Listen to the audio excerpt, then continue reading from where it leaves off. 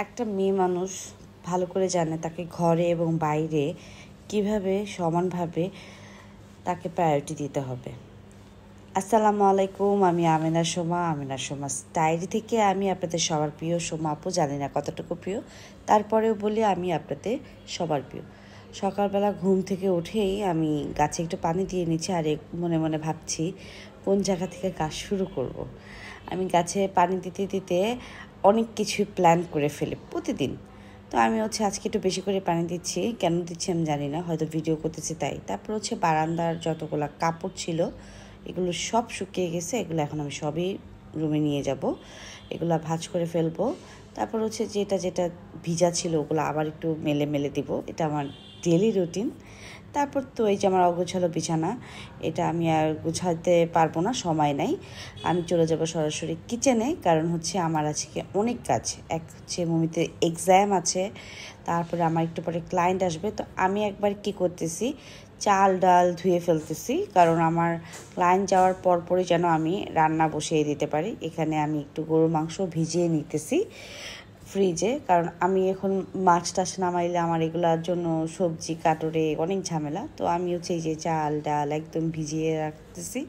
আমি কিন্তু একসাথে বলতে পারেন অনেক কাজ করতে পারি, এটা আমার একটা ট্যালেন্ট।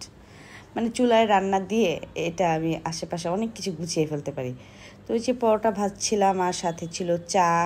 তারপর আমি এর ভিতরে মুমিতকেও নাস্তা করিয়ে নিচ্ছি, কারণ মুমিতের এক্সাম। আর এর মাঝখানে মুমিত সুন্দর করে তার বেডরুমটা গুছিয়ে ফেলছে। মুমিতের যখন নাস্তা করতেছিল পিছন দিয়ে হয়তো মুমিতের বেডরুমটা গুছাচ্ছেন। মাশাআল্লাহ, মুমিত কিন্তু নিজের বেডরুম নিজেই গুছায়। এই যে আমার ক্লায়েন্ট চলে আসছে, তারপরে এই যে তার ফুল মেকওভার আমি করে ফেলছি। এখানে তাকে বেশ সুন্দর লাগতেছে, কারণ সে খুবই টায়ার্ড আর খুবই তামঝাম করার কোনো ইচ্ছা ছিল না। সে খুব সিম্পল একটা স্যাটেল মেকআপ চেয়েছিল। আমার পুরো এই মেকআপের একটা ভিডিও আমার আরেকটা পেজ আছে, ওই পেজে চলে যাবে। তো এইখানে আমি খুব বেশি যতটুকু পারছি দেখাচ্ছি। তো এটা শেষ করে আমি চলে যাব কিচেনে রান্না বান্না স্টার্ট করে দিতে। এইখানে বরফের ফ্রিজ থেকে ডিপ ফ্রিজ করা একটা টমেটো আমি দিয়ে দিছি, এরকম এটা ঠিক হয়ে যাবে। তারপর সাথে ভাতও বসিয়ে দিয়েছি, ওই যে চাল ধোয়া ছিল আপনারা তো দেখেছেন। আমি গরুর গোস্তও বসাই দিছি। এভাবেই আসলে আমি কাজ করি। আমার ঘরে বাইরে দুই সাইড সমান তালে আমাকে সামলাতে হয়। এর ভিতরে মুমিতের এক্সাম ছিল, আমি আজকে মুমিকে আনতেও যেতে পারি নাই, আমার ছেলেটা একা একা আসছে। তারপর এটা সন্ধ্যায় আমার অনেক জ্বর চলে আসছিলো, আর এটা আমাদেরকে একজন দেখতে আসছিল, আমাদের এক রিলেটিভ, সে আমার জন্য চিকেন ফ্রাই নিয়ে এসছে, এটা আমার অনেক ফেভারিট। তো এই ছিল আজকের সিম্পল একটা ব্লগ।